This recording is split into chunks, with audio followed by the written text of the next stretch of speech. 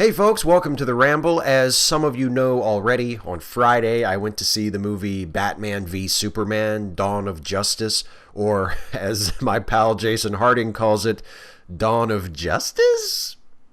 Which, having seen the movie, I think is a more appropriate way of pronouncing that subtitle. If you want to know my thoughts on the movie at length, you can watch my video review that I did of it that is on this channel. You can also listen to the special episode of the Late Seating podcast that the aforementioned Jason Harding and I recorded, where we review Batman v Superman. Both of those are linked in the description of this video. But for this video, I didn't want to talk so much about that movie in particular, as I wanted to talk about one aspect of it, because it allows me to discuss a much broader topic of relevance to our culture, not just to this one really shitty movie. It's a really shitty movie. It's a bad movie. One of the things that makes it such a bad movie is that it is so grim and dark and joyless and self-serious and humorless and witless. It's a very dour, grim affair. And one of the common excuses for this, when someone like me will bring up, like, there aren't any jokes, it's no fun, there's no sense of like adventure, it's just violent and grim, and just like, why do I want to sit through 2.5 hours of this?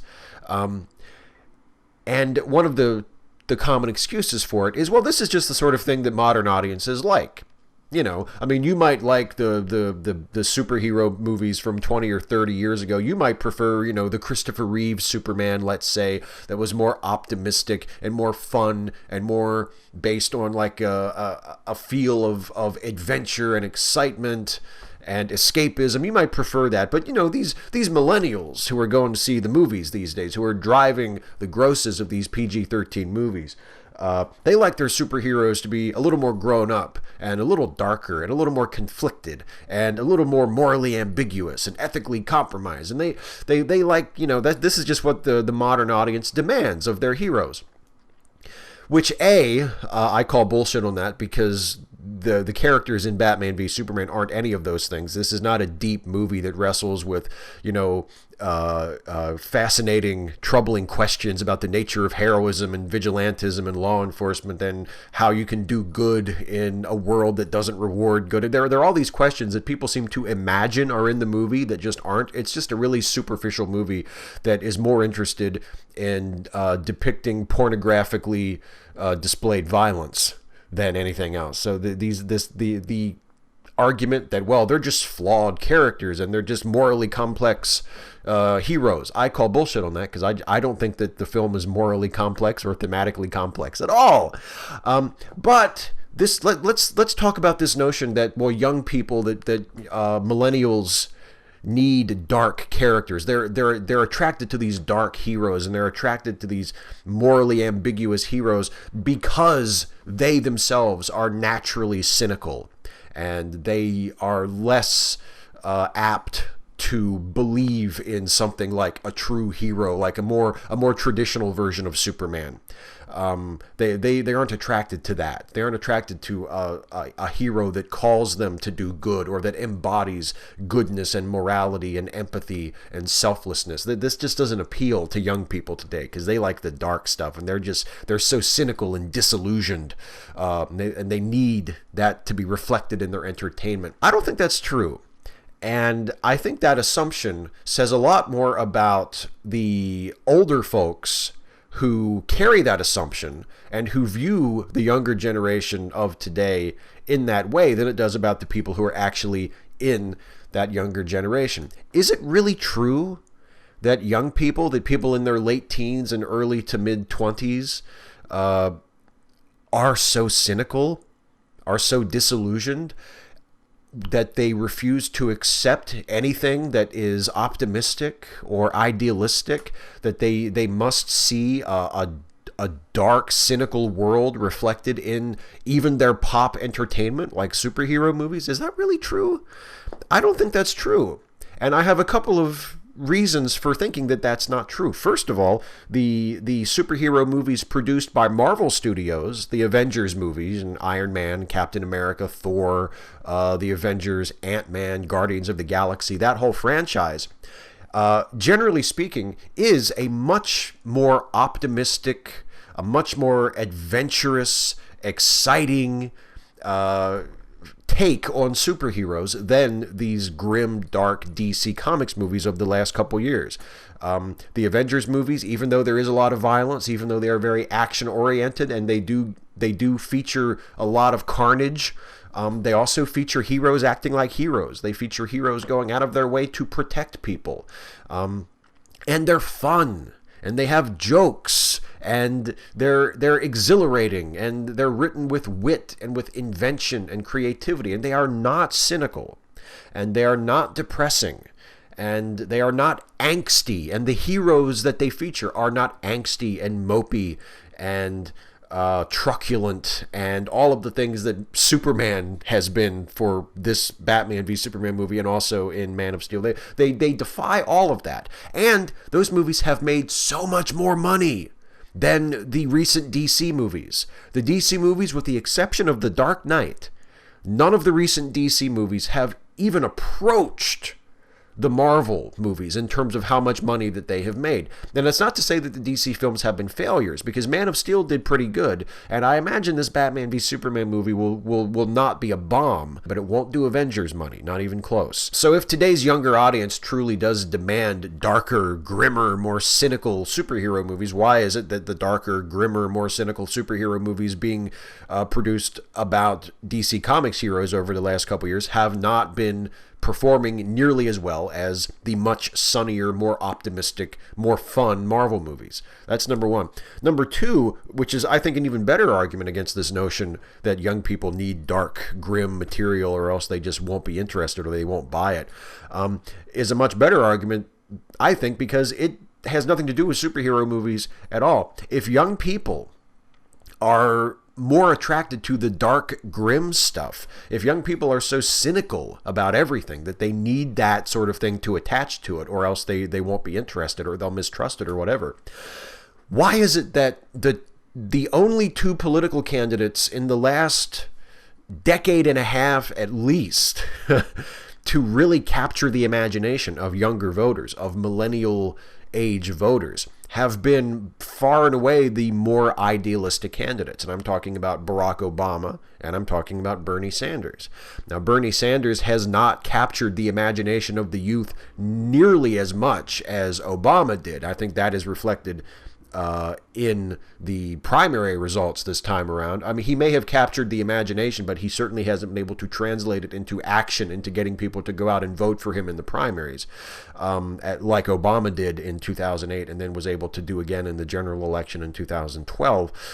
But both of those candidates have something in common, and that is they are idealistic candidates, and they are appealing to young voters. Sanders is appealing to young voters. Obama appealed to young voters. They are getting people who were not interested in the political process before to come out and support them and to become very, very passionate about their campaigns and about their prospective presidencies. And the hook for both Obama and Sanders is not cynicism, is not irony, is not, all these depressing things. It is idealism. It is, yes, things might be broken now, but we can fix it. Things can be better.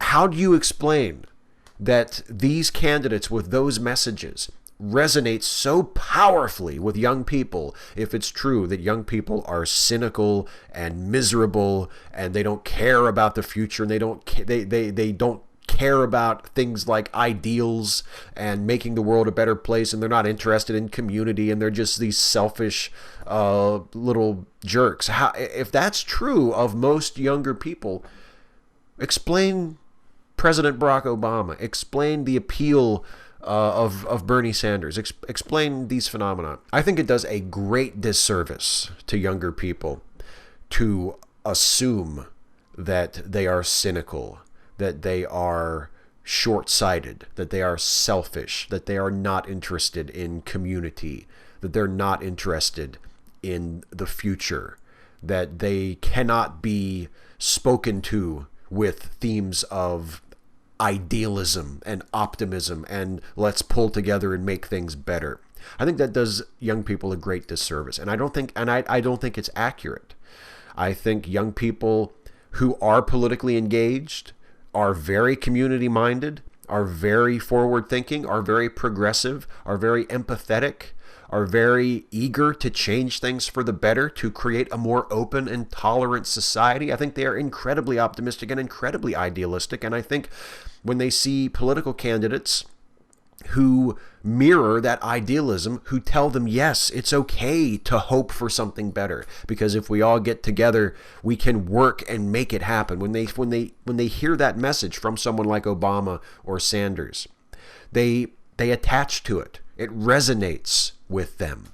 And I think you see that reflected in popular culture as well. I think that's why those Marvel movies, that's one reason why. Another reason might be that they're just fucking better. They're just way, way better than the DC movies have been. The DC movies have been garbage, and the Marvel movies have been incredibly well done. But if you want to get into it in terms of the underlying themes and the tone and, you know, maybe what could be going on behind the screen to attract people to these movies, I think a lot of it has to do with that. They are optimistic. They're idealistic. They show heroes acting heroically. They show heroes acting the way we would hope that we would act if we were in that situation, if we had those powers, if we had those abilities, if we were presented with that responsibility. We would not act selfishly. We would not act recklessly. We would not view it as a burden or an imposition. We would not demand gratitude from people we helped, and we would not be resentful of them for needing us or for asking for our help. We would be like Captain America. I don't think it tracks with this notion that is pushed mostly by older people, mostly by people who are older than me, who maybe in general are the more cynical ones, are the more disillusioned ones, and just assume that it's the young people who are that way, or maybe want to project that onto the younger people and say, oh, it's their fault. They're so cynical and ironic, and, you know, kids these days. It's the same as it's always been. Kids these days. I don't think that's it. I don't think that's it. I think the kids are all right. Not all of them. But then again, not all people my age are all right. Quite a few of them are something other than all right. Quite a few people who are older than me are emphatically something other than all right. And the same is true of the kids. But as a generation overall, I don't see them as a cynical generation. And I think that's one reason why they don't really embrace cynical superheroes as much as people are constantly saying that they do. I don't think the evidence bears it out. I don't think that they are embracing cynical presidential candidates. I think they're embracing candidates that they consider to be genuine and sincere and idealistic, that call them to help build a better future. Those aren't the actions of cynical, disillusioned, selfish people. Those are the actions of people who hear someone calling them to help build a better future, to be good people, and to help others, and to build a better, more positive society. And they hear that message and they say, yes, tell me what I can do. Tell me how I can help. I'm in. It's actually a lot like the role model embodied in the traditional Superman. Tell me what I can do to help. I'm here. I'm willing. I'm able. How can I help? Hey folks, hope you enjoyed this video. If you did, please like it and share it and subscribe to this channel if you're not subbed already. And also please consider helping me to make more videos like this one by supporting this channel through Patreon. You can go to patreon.com/Steve Shives to become a patron. Thanks again for watching, and I'll see you next time.